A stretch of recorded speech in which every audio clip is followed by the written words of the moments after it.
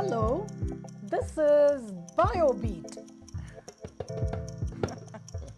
brought to you by Biotechnology Board here in Pittsburgh, Pennsylvania, where we bring life-changing innovations to life. Our goal is to make Pittsburgh a hub for global partnerships in biotechnology.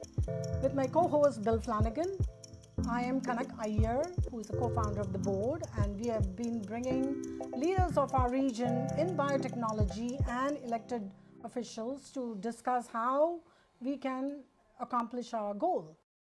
So today we have two very important guests, Dr. Jocelyn Fitzgerald, who's an assistant professor of Obstetrics and Gynecology at McGee Women's Hospital in UPMC, and Rich Fitzgerald, who is a history-making, 3 times elected county executive of Allegheny County, who happens to be her father. So to introduce them, here is Bill Flanagan. All right, Kanak, great to see you again. Welcome, everybody. Good to have you here. Yeah, you know, Pittsburgh's been on the frontier of the life sciences and healthcare for decades and decades. And I can't pass up the opportunity, because we're doing this in 2025, to talk about a seminal event in Pittsburgh's life sciences history that happened 70 years ago this year in 1955. And that was the final green light and go-ahead for the deployment of the Salk vaccine, the polio vaccine, in 1955, which was a milestone in healthcare. And it also was a reflection of a strategy that this region has been using for 80 years to reinvent and eventually rebuild its economy. And that's been a focus on healthcare and the life sciences going all the way back to the Second World War, when Pittsburgh built the University of Pittsburgh, a new medical school with laboratory space, so that they could recruit researchers who would come up with new innovations and technologies. And one of those researchers who they managed to attract to Pittsburgh was this young fellow named Jonas Salk, who put together the team.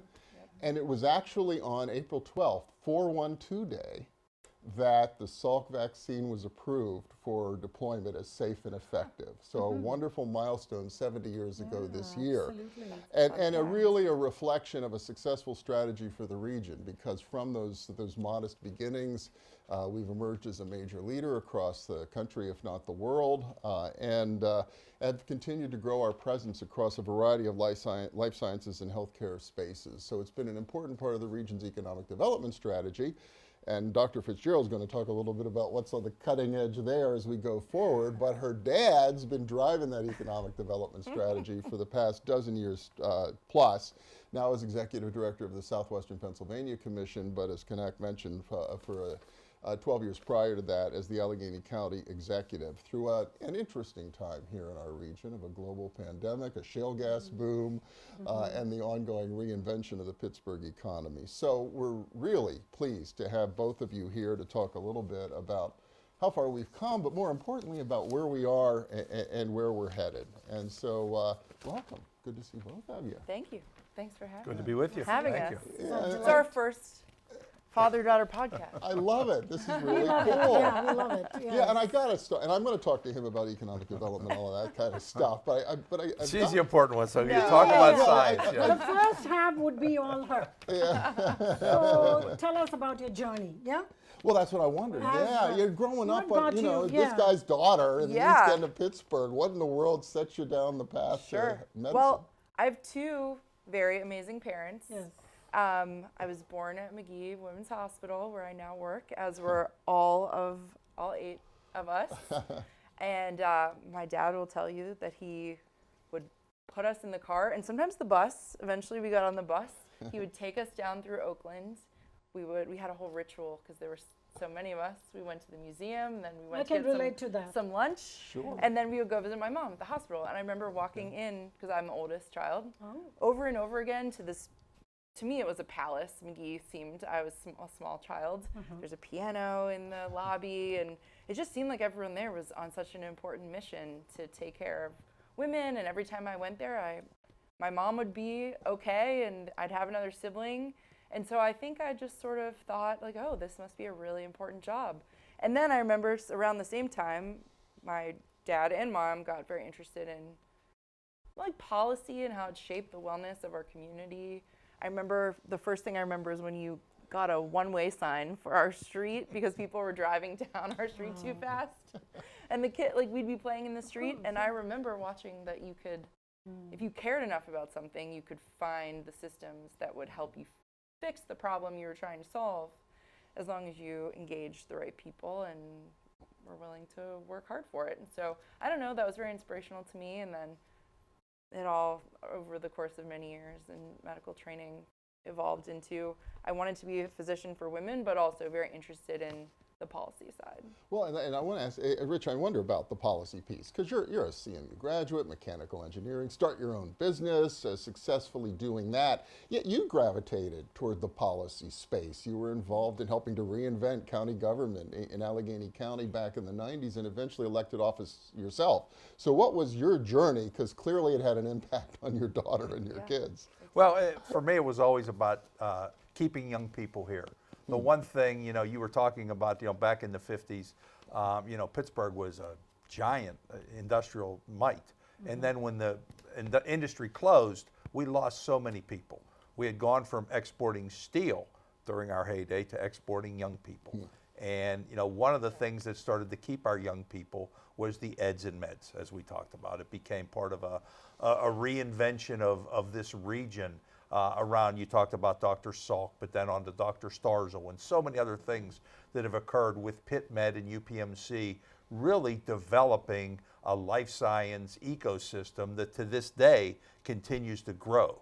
And we think about, Jocelyn talks about McGee, it's over a century, 500,000 people have been born at McGee. Almost 10,000 people a year, about half of Allegheny County's population is born at McGee. Is that Almost true? everybody knows about McGee, but one thing people really don't know about is the McGee Women's Research Institute, which is the largest institute in the country dedicated to women's health.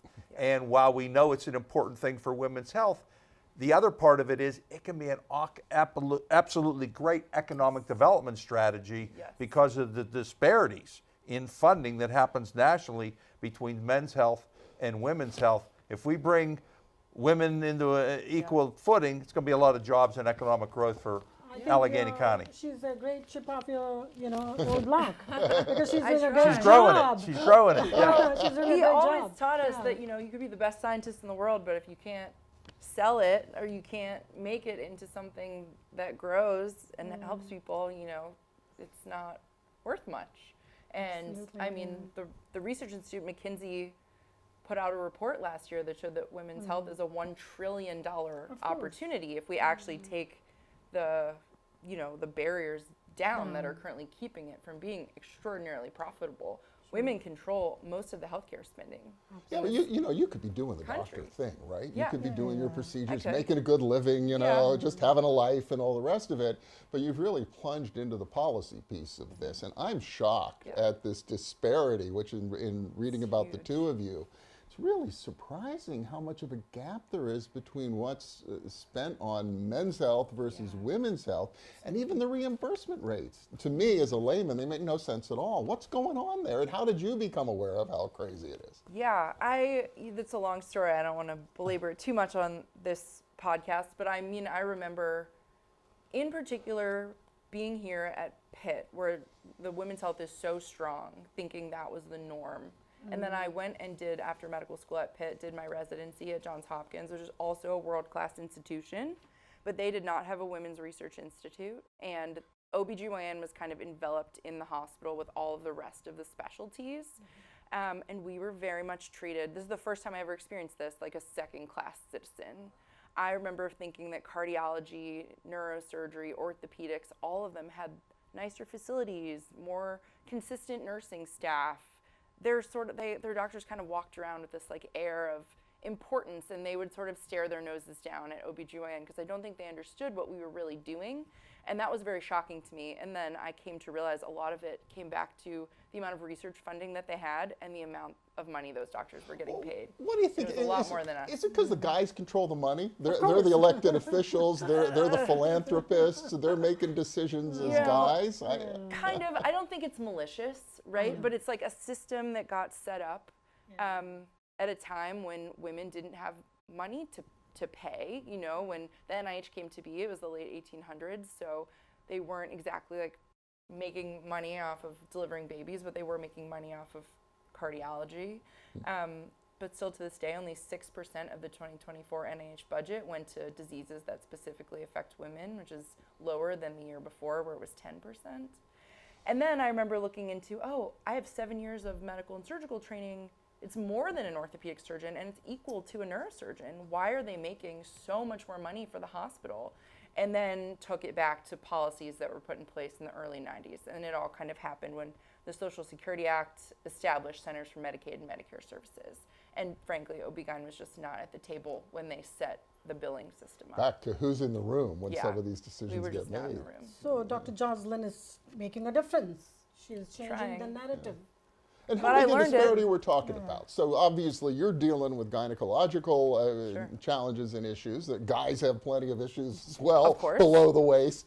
But what is the disparity like when it comes down to like what you can command in terms of reimbursement rates? Yeah, I just did a research study on this. There's been a few over the last 10 years that was published in March, where we took 100 different medical surgical procedures, male, female equivalent, as you said, below the belt procedures in gynecology and urology, and showed that the male procedures reimburse on average 30 to 150% more money for really no reason. 150% more. Yeah, particularly a urinary urologic procedure that's both male and female, almost the same exact procedure, and it's 150% more in Justice. men. And this gets into why you say there could be $1 trillion opportunity That's for the definitely region right. that can, Well, leverage hopefully this, this equalization will occur from our friends in Washington, whether it Yeah. be the NIH, CDC, whatever it might be.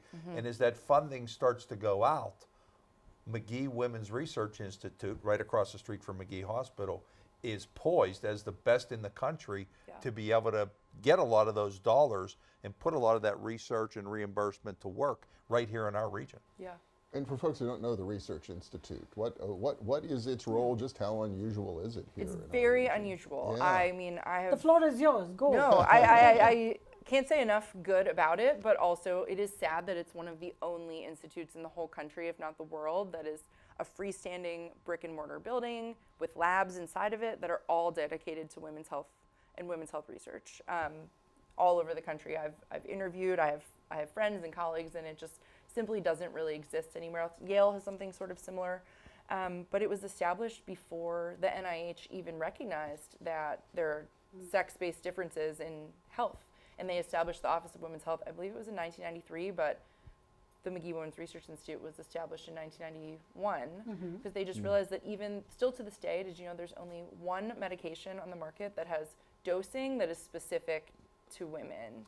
Otherwise, they just give women and men the same Exactly, dose of all the yeah. same medications. Doesn't And make we any know that they sense. don't work as Yeah, well. I know. Seriously. Yeah. So that's what we're dealing That's with. what we're dealing with. So that's why it was founded, and they've put a lot of, elbow grease and some good investment into it. And so now it's really paying off in a time where other institutions don't have the same. So is personalized medicine going to change all this? I think so. yeah. Yeah, precision medicine. UPMC Yeah. actually does have a precision medicine institute. Uh-huh. I know people who are involved in that. A lot of it is around women's health, around menopause, Sure, around. yeah. I practice precision medicine every day. All the surgeries I do for pelvic floor reconstruction are very much personalized to the patient that is in front of me. So how much of robotics do you involve in your surgeries and stuff? A fair amount, yeah. Really? How We exciting. do, I would say probably a third of the surgeries that me and my partners do are robotic. So we have CMU, Yeah. specializing in robotics. That'll be a great partnership. It's a great synergy. Yeah. It really is. When you think about having CMU, the top AI and software institute, along with Pitt Med, and I mean, all the spin outs that have come about. I mean, we're talking about McGee Women's Research Institute, but think about what Mercy's doing around ophthalmology, what Hillman's doing around cancer, what Children's Hospital, the cardiology. There is such a growth of what we have become expertise in life sciences and in medical. And Well, and a huge business opportunity for the region. I think about Yes. Smith and Nephew down in the Strip Yes, District exactly. that does the robotic surgical systems. Yeah. I think a British company. But then others, Crystal Biotech out toward the airport, they've begun to spring up around here. And it's not Right. just an academic exercise, forgive me for that, No, but it's really not. turning into a real economic Absolutely. opportunity. That's the here. goal It of the is. Biotechnology Board. By the way, it was Rich who has helped us establish, remember? Yeah. At the Technology Drive. The goal is to commercialize, all the, a lot of ideas are languishing in labs. We need to get it out and, make it.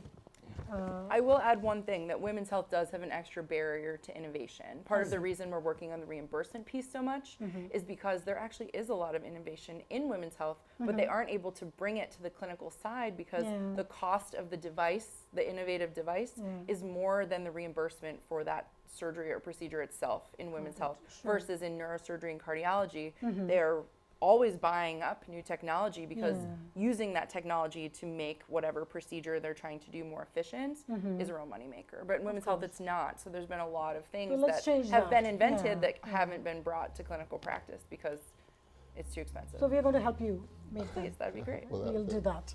that would be the goal. Yeah. So coming to AI and women's health, Rich, do you remember you were part of the policy forum when we hosted AI and healthcare at University of Pittsburgh School of Medicine? Yes. So this time in October, we are going to host AI and women's health.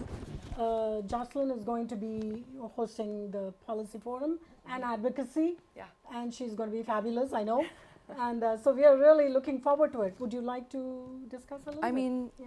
I'm excited. I think there's a lot of potential. Just today, I had a meeting with a collaborator of mine who's at the University of Cincinnati.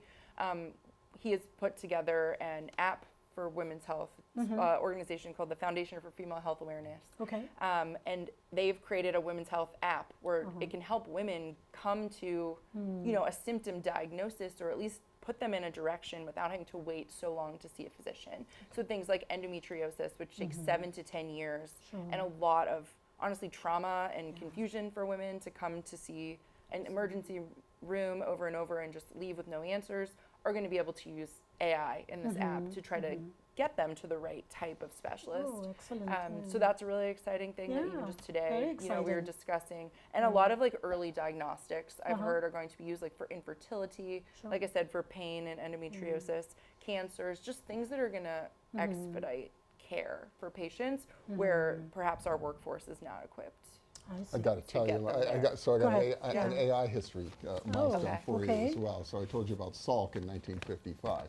The other thing that happened in 1955 that set us on the path you're on now with AI and women's healthcare was right across Junction Hollow there at Carnegie Tech, right, back in 1955. There were two guys there named Herb Simon and Alan Newell who wrote the very first artificial intelligence program called the Logic Theorist.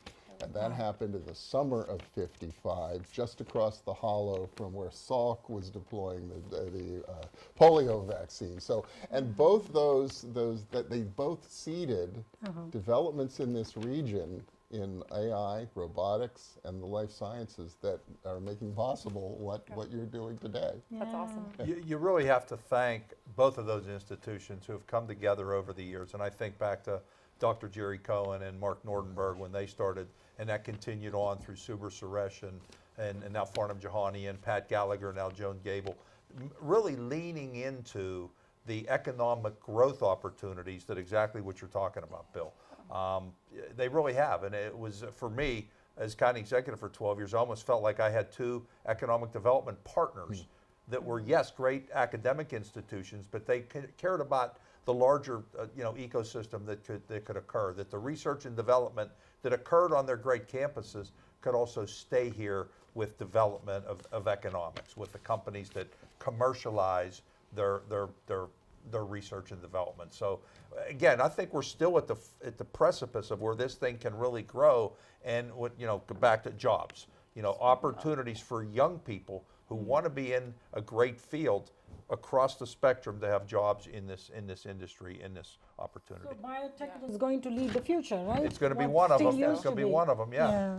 Well, and Pitt's now investing down in Hazelwood Green. I don't know if it ties into McGee very much. What it's called, the Bioforge or Yep. whatever down there Yep. near Elevate Bio. Elevate Bio. And yeah. you even see our philanthropy. RK Mellon invested $100 million into that. So a lot of the quote unquote old money from Pittsburgh, the Mellons, the Carnegies, have invested also in the next generation of what really our economy will be all about. Well, and it's been frustrating Fantastic, here in yeah. Pittsburgh because we've had this leading healthcare and life sciences research, and we're training people who go all over the world. I mean, how many organ transplantation programs around the world were founded by somebody trained at Pitt, and yet we've never gotten the economic development bang that a Boston has, or a definitely, Silicon Valley, or Northern California. You know, translating it into that kind of economic activity you're talking about. Sounds like we may be poised to really make that happen. Yes. I think so. I think again, with the strategy, and I know Governor Shapiro has talked a lot about life sciences as being one of the economic keys to what his philosophy and what his strategy is going to be about, and he talks about Pittsburgh all the time and the great things that are happening here and the economic opportunities. So when you have the public sector and the private sector kind of all working together, philanthropy, I think there's a great opportunity. And I know County Executive Anna Murata has been to a number of the McGee Women's Research Institute things. So you know her administration is leaning into it as well. So I think we're in a good spot.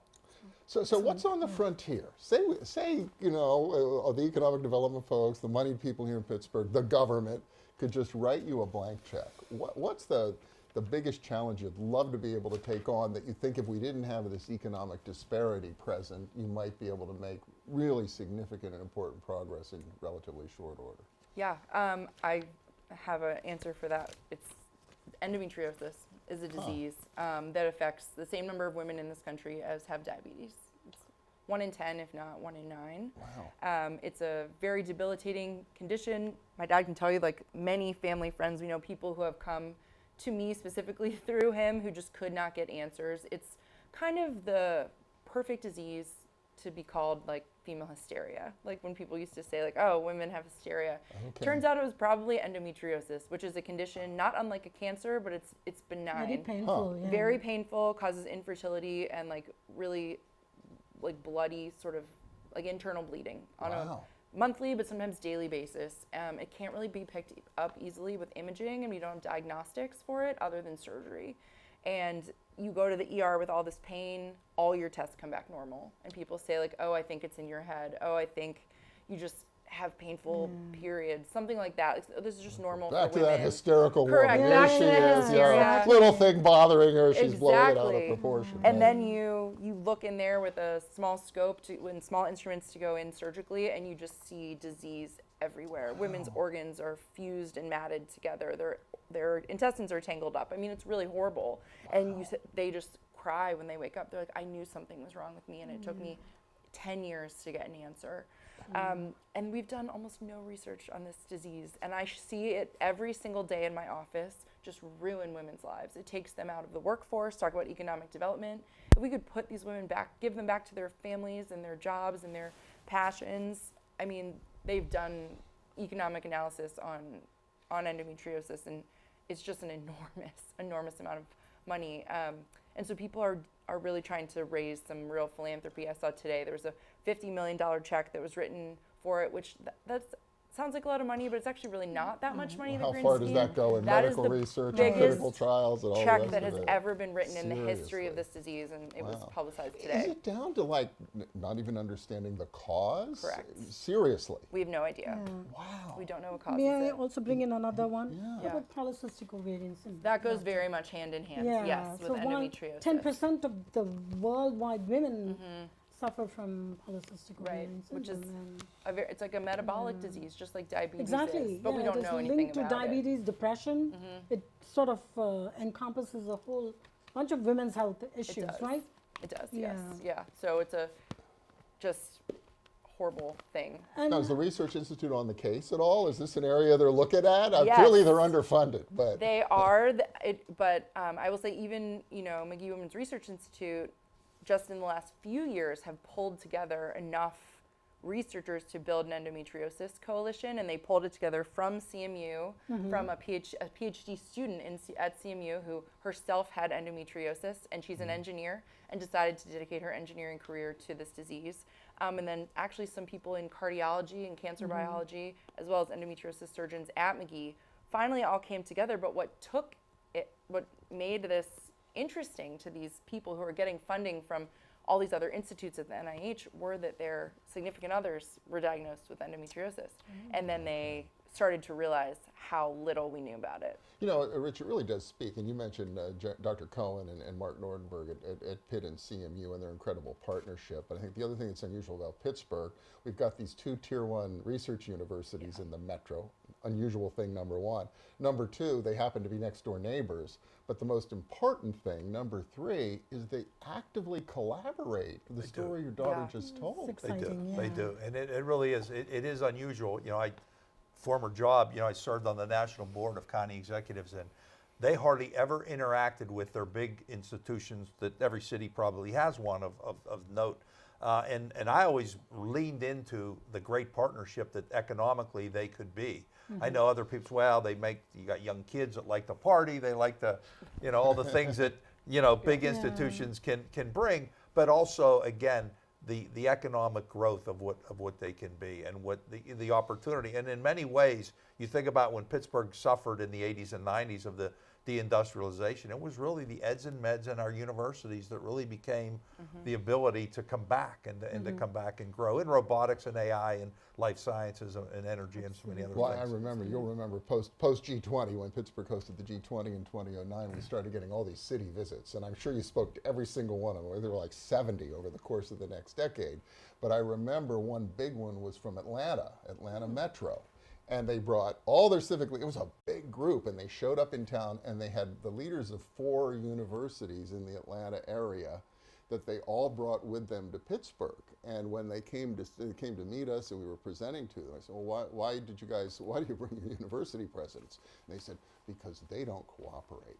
They don't talk to each other. They're all doing their own thing. They're going to the legislature and asking for money. And we want them to see what you can do here in Pittsburgh and how you do it in Pittsburgh, where there's an active partnership, because that makes it so much more powerful. It does, and now you even see Duquesne University kind of getting into the game, creating a DO school, the Doctor of Osteopathic Medicine school, realizing, again, not to compete against Pitt Med, which is, you know, it's such a level, but knowing that we need general practitioners, there's a shortage of doctors, particularly when you get out of a metro area into rural area. We're starting to see this now nationally. So there's such a need, but when there's a need, there's also an opportunity, and that opportunity for again, economic growth can be very, you know, powerful. And, you know, there's such a shortage of people that do what Jocelyn does that I tell the story. When I first got into office, people would call me up and say, hey, I have a nephew that needs a job. Do you think you could help and maybe do something? By the time I was leaving office, people were saying, you know, I can't get an appointment with your doctor for about 6 months. You think we can move her up? Because the need of women's health is so vast, but there aren't necessarily enough doctors who can take care of them and do that. It's a tough job. I mean, you know, I know my sister, you know. It's a lot of work. It's an OB/GYN. No, it's not an easy road, but, you know, if you really care about the Definitely. Well, Oh, as she you loved mentioned, it. the level of She loved education it, you need to get to the point to provide the kind of care you provide. That initially is an enormous remember hurdle. when I was doing it, he was like, are you done yet? How are you still in school? Like when I finished my OB/GYN residency, he was like, I thought this was the end. I was like, no, I have 3 more years.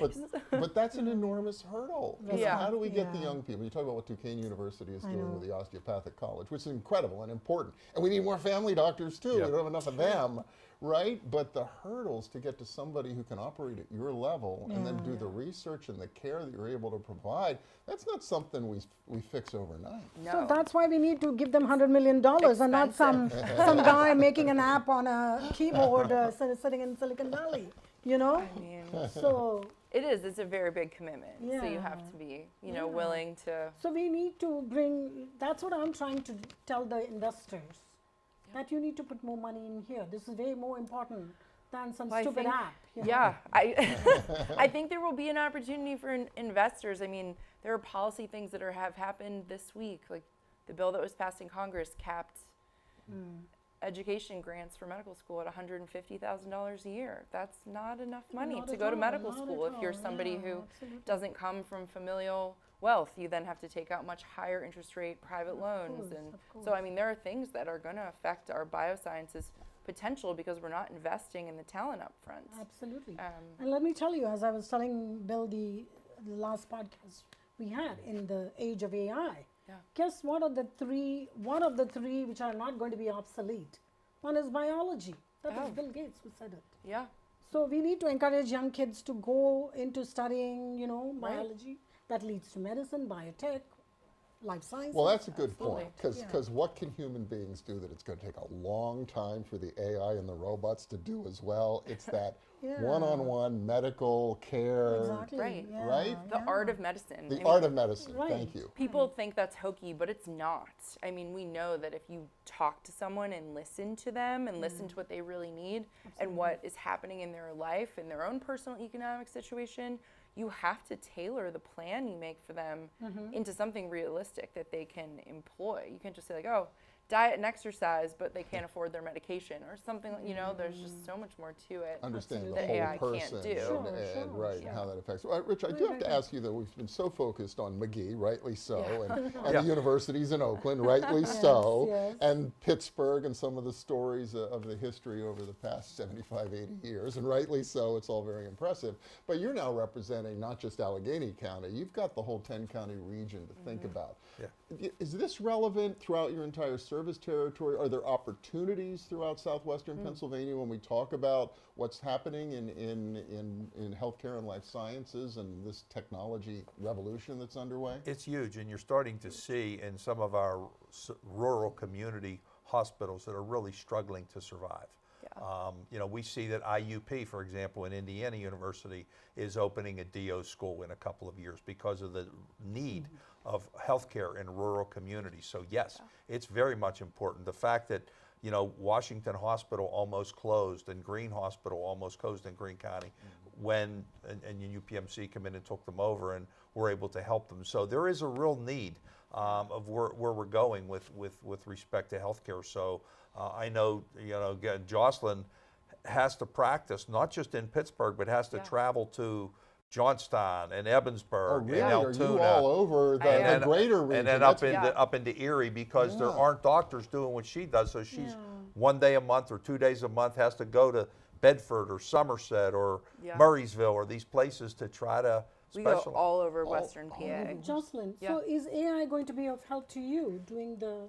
I think so. I mean, Yeah. I don't think there's a robot is going to start doing our I surgeries know, on its own. but at least Yeah, you know, the but- consults. No, and we stuff like do. that. We do So a you lot don't of have to travel, telemedicine, a tremendous amount. I've been going to Altoona for the past 5 years. I'm now shifting my practice up north to Erie. Okay. But part of what actually has made McGee so successful, I will like brag about Dr. Edwards, who's my chairman. He now has a C-suite position. I believe he's the chief. He's the chief medical officer of community medicine. Like he really brought in all this OBGYN surgical talent from all over the country, and then we do go out into the rural communities once a month. We sort of split a practice among several of us so we can be hubbed in Pittsburgh because it is hard to recruit a specialist to live in a rural community, but if you can divide that practice among 5 or 6 people, it becomes more manageable. And we go out into those communities and are so busy. Like if you build it, they will come. Women who have been suffering but are, you know, sometimes really afraid to come into the city. They are afraid of the bridges and the tunnels. It's very overwhelming for them. And then we go out into the community and they line up to see us. I mean, it's And amazing. Also, the biotech workforce. Remember, Rich knows, he came to Dr. Sen's talk Yeah. about workforce development in Yeah. biotech, so to help you with the maybe a surgical tech or. We do. We that sort of create these thing, small yeah, economies there yeah. because if we have nurses to support us that wouldn't have otherwise had jobs, and physician assistants who can assist us with surgery and see our patients like boots on the ground in that community, they can then communicate with us and we can sort of manage them from afar. You know, really big questions, though, and you mentioned the bill signed over the weekend, over the holiday weekend, and the implication, whether you're for it or against it, the reality is it's going to put additional pressure pressure, these federal cuts, Yeah. on these rural hospitals, on this kind of service delivery. And as you say, it's already underfunded, especially where women are concerned. Yeah, 40% of the babies born in this country are paid for by Medicaid. So that is a huge number of babies being born to women that will, over the course of 10 years, all like the nuances of the bill I'm not here to talk about, but will, I mean, right now only 50% of counties in the United States have an OBGYN at all. Only So 50% of the counties in America? have any OBGYN, like one OBGYN. And you know, if those births are paid for by Medicaid, they're going to close the doors. So, Rich, everywhere. is this a topic of conversation when your board gets together? It the is. counties? It absolutely is. I Yeah. mean, you know, we think about the things in rural communities that we may take for granted living in an urban center. Obviously, the great medical care that we have in and around Pittsburgh. Communication. Some of them don't even have communication when it comes to broadband and internet service. So there's a real disconnect in some of the needs that are out there. So again, whether this bill, whatever the implications and what it will be, we need to make sure we invest in these communities, because it's not fair for somebody, a family, you know, delivering a baby, having to drive 2 hours or an hour and a half. Right. Doesn't always work that way, as we know. That's, I mean, Right. you know, those of us, again, that live as close to McGee as we are, or West Penn or whatever, thinking like, oh, this is great. Not everybody has that same My opportunity. wife thought living in Churchill was too far. Okay. Sometimes The it is. tunnel, right? My gosh, you gotta run this. If you're in labor, can you imagine being Yeah. 3 hours away? I mean, it's just Right, impossible to yeah. fathom. Yeah. And it's not only not fair, I mean, this is not charity. Like, the return on investment for these services is huge.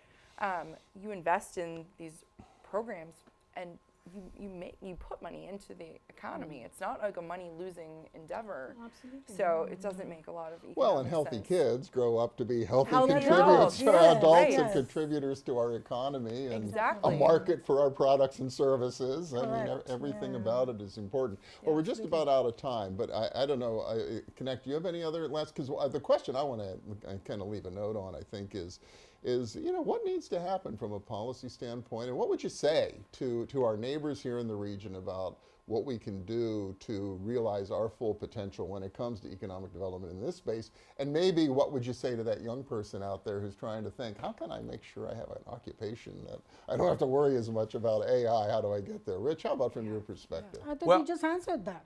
We just did. So she's a great role model for the young people looking out there. Yeah. Personal Yes. fit. Standpoint, from a policy Yeah. standpoint, and just First of all, I think hope about the young region. people realize that they can have an opportunity in the sciences, biology, chemistry, into STEM, and that there's a pathway when you go through there. The shortage in medical, whether it be nursing, whether it be technicians, whether it be doctors, whether it be whatever it might be, are there, and we're all going to need it. I mean, it's something everybody's going to need at some point in your life, is medical care. And it really is a matter of the public being supportive.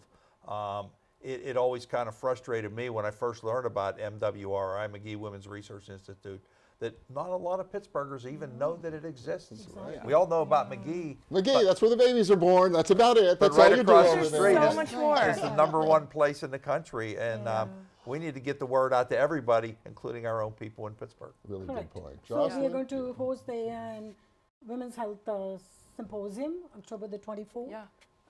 Dr. Jocelyn Fitzgerald is going to be, I'll be one there. of the conveners of the conference.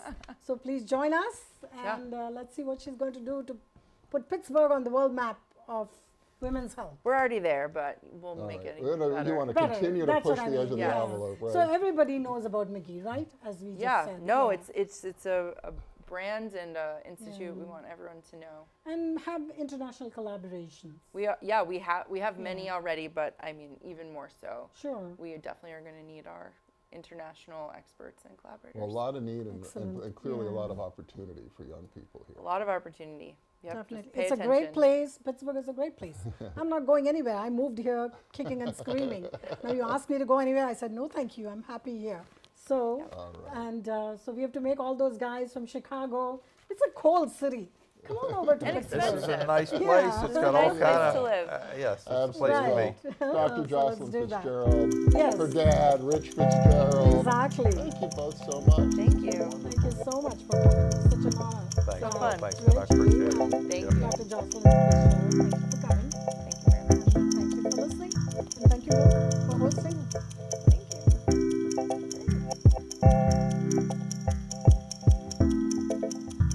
Thank you.